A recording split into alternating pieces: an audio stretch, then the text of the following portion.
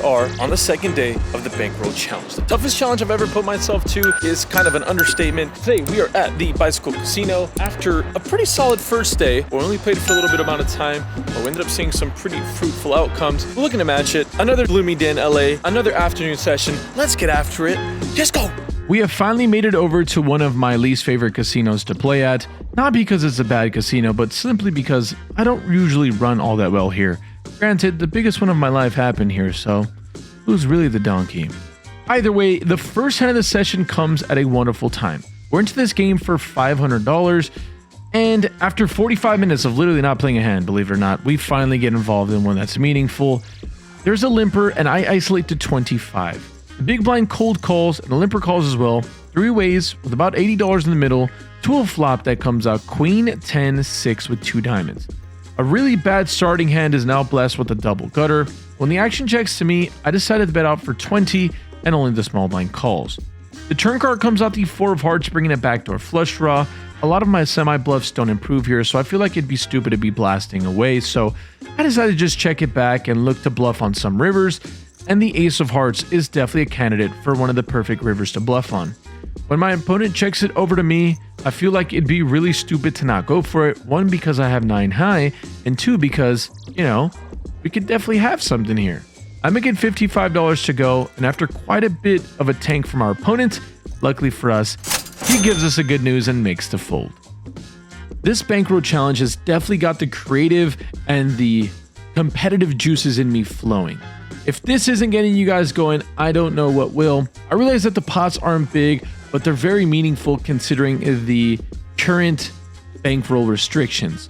All that being said, if you guys are new to this channel, make sure to click the like button down below. An astonishing over 70% of you guys aren't even subscribed, so just double check and make sure you guys are subscribed right now.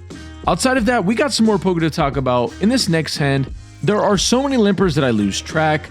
I think 5 or 6 of us go off to a flop here. I have 10-8 of hearts in the small blind, and like, you know, everyone else, I decide to limp it in here for $5 more, $10 total, and we get absolutely the dream flop. 7-6-4 with 2 hearts and a diamond. I can't even literally wrap my head around it before I have to check just because I'm so used to doing so. This might be a pretty good board to lead out sometimes on, but c'est la vie. It checks around and the turn card comes the ace of clubs. At this point, I guess I gotta make up for a lost bet on the flop. I make it $20 to go. I don't love it. I'd rather just check call here, but you know, that's what I did. The big blind calls and then the straddler raises to 75. Astonishingly enough, one of the late position players calls, I call, and so does the big blind. We're still going 4 ways off to the river card that is a brick 6 of diamonds. A little bit frustrating to say the least, but when it checks over the cutoff, he bets 210.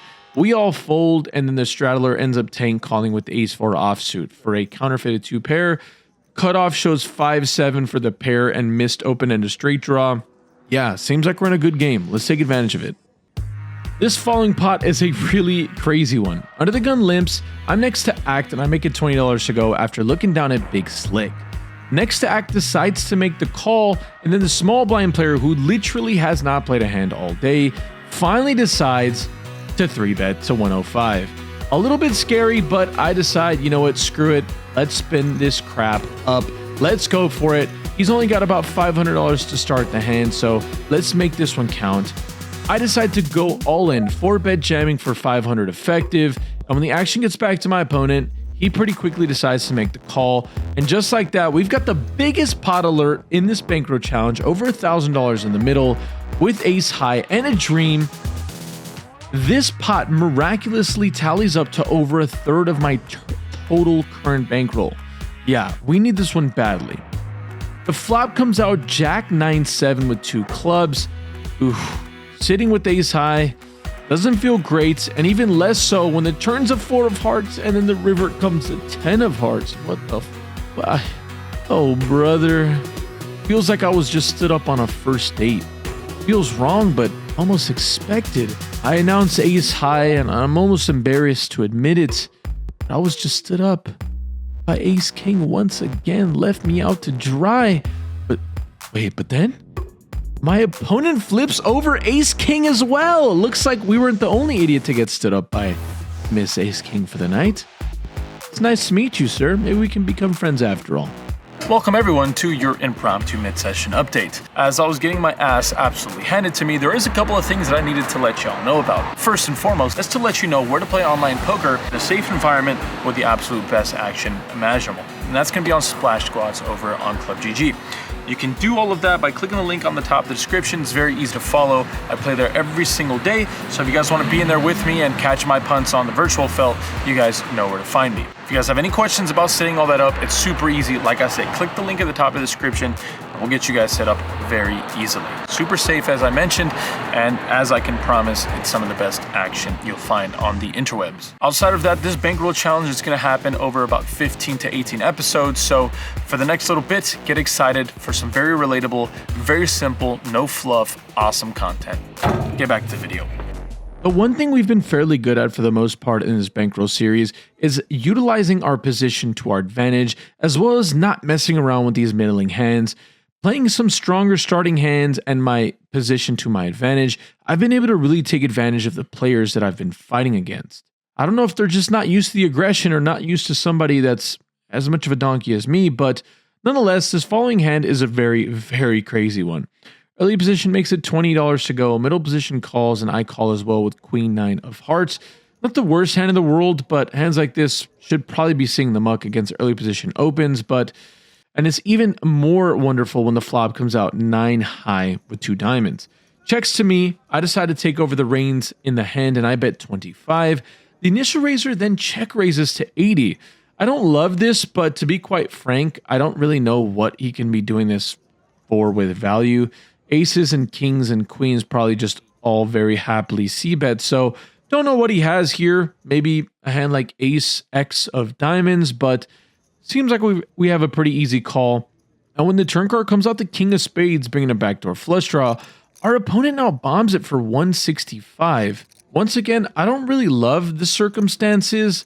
I have a really interesting and maybe just an odd stack size at this point, leaving myself about 475 total behind. I think calling is okay, but I just kind of feel like I'm going to go with my read here. I feel like my opponent has a flush draw and he can still call off with a hand that's worse than mine. I just hate for this to get to the river and I have to be put in a tough decision. I'd rather put my money in the middle when I think I'm the best and when I'm ahead. So I go all in for 475 and my opponent pretty much snap calls. That's a big oopsie. We made a poopsie. The river card comes out the jack of hearts and my opponent almost giddily shows king jack of diamonds. Now the biggest pot in the bankroll challenge history has ballooned to 1200, and this time around we won't be chopping it, we will be losing it. Let's make up for lost time here. I'm under the gun with pocket threes and our stack has dwindled to a very measly $400-ish. We get 5 colors and the flop comes out queen 5 with 2 hearts. Not great, but there's a little bit of hope being breathed into our session when the turn card comes at 3 after everyone checks. Little do they know that that check is going to cost them quite a bit of money, specifically $25, which is what we bet. The gentleman to my left decides to call and everyone else folds, praying for a heart in the river to give my opponent something to bite on, but unfortunately it comes out the 10 of clubs. Shouldn't change too much here. Queen 10, you know, it's just a cooler. You tip your cap and pass them your chips. I decide to bet 100. I just decide to go big and my opponent snap folds. Maybe I got too greedy, but let me know in the comment section down below what you think. Look, before this next hand even happened, I promised myself this. If I get all in, I promised myself whether I win or lose the hand, I'd be leaving a slight winner on the day if I won the hand, or if I lost, I'd be packing my bags and going home, admitting the defeat. Early position makes it $25 to go. The cutoff calls, and I'm on the button, and I look down at the beautiful ace-queen. This is a great spot to be in considering how active both of these opponents have been, and at this point, the only trouble that I'm finding myself in is that I have a little bit less than 100 big blinds, so it makes this a little bit tougher to play. I decided 3-bet to $100. A little bit of a tricky spot here is that my opponent is raising so large under the gun, and maybe this is a sizing tell, but in real time, I'm stuck. and I just want to get money. When the action folds back over to the initial raiser, he decides to 4-bet jam for what is effectively about 465 of my dollars. The player in between makes a fold, and I obviously can't do anything here besides call it off because I'm in straight degen mode. We're going off to a run out, hoping that I have some form of equity. And when the flop comes out ace 6-3 with 2 diamonds, our opponent immediately asks if I have an ace. And when he asks that, we obviously knows he has kings, queens, or jacks. We say yes by nodding our head, and he frustratingly throws his pocket kings face up in front of him. Looks like that was a good play here, as a turn card comes the 10 of diamonds. He now improves to a little more equity outside of the 2 kings. He now has all the diamonds in the deck working for him. Literally a very, very massive sweat here. This will put us in a decent spot to find a very nice small profit or a very massive loss early on in this bankroll challenge. Everything comes down to this river. Will pocket keyrons do me dirty? Will they hurt me? The river is not a diamond, but it's a fucking king. Holy shit. No.